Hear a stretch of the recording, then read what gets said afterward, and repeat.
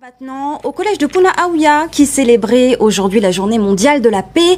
Elle a eu lieu le 21 septembre dernier. Dans l'établissement, les élèves l'ont fêté ce matin. Un événement pour transformer les difficultés de la crise sanitaire en opportunités, comme nous le montrent Andy Ebb et Naya Bennett.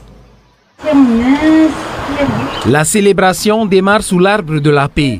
Les élèves ont préparé des poèmes et messages avant de continuer vers l'exposition. Cette activité organisée sous forme de défi a captivé les élèves de 6e et 3e. Sur ces œuvres, ils ont exprimé leur ressenti. La paix dans le monde passe d'abord par la paix individuelle. C'est plusieurs petites pratiques qu'on met en place en début d'heure, comme des rituels, des micro-pauses de respiration en cohérence cardiaque qu'on met 5 minutes à faire. Et puis au fur et à mesure, ils sont habitués, ils sentent le bien que ça leur fait.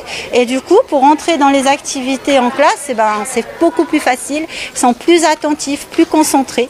Et c'est ce qui ressort du coup des bilans aussi qu'on a pu faire avec eux. Pour l'équipe pédagogique, le bilan est satisfaisant, ces pratiques sont bénéfiques, les élèves en sortent épanouis. Ça m'a apporté beaucoup de paix en moi-même déjà et j'étais joyeuse, enfin je suis joyeuse et ça m'a apporté beaucoup de bien. Ça nous aide à nous concentrer à l'école, à être un peu avec nous-mêmes et après c'est bien aussi de faire ça pour les élèves parce qu'avec l'école après c'est pas vraiment facile quoi, avec le négatif et tout. C'est bien de faire ces exercices pour avoir que du positif.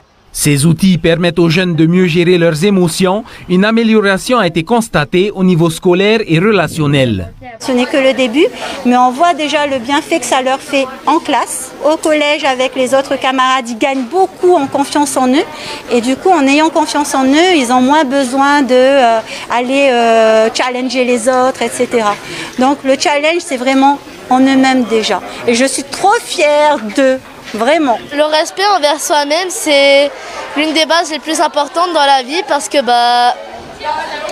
si t'es pas en respect avec toi, tu peux pas respecter les autres. J'aimerais que ça soit pour tout le monde, pour tout le monde et que tout le monde soit en paix avec soi-même. Si je suis là, c'est à cause de mon autour.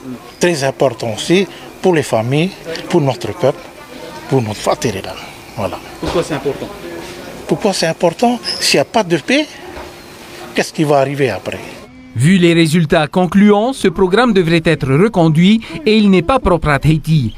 Il est vécu en synergie avec d'autres écoles à travers le monde, notamment en France, au Canada, dans plusieurs pays d'Afrique et même en Australie.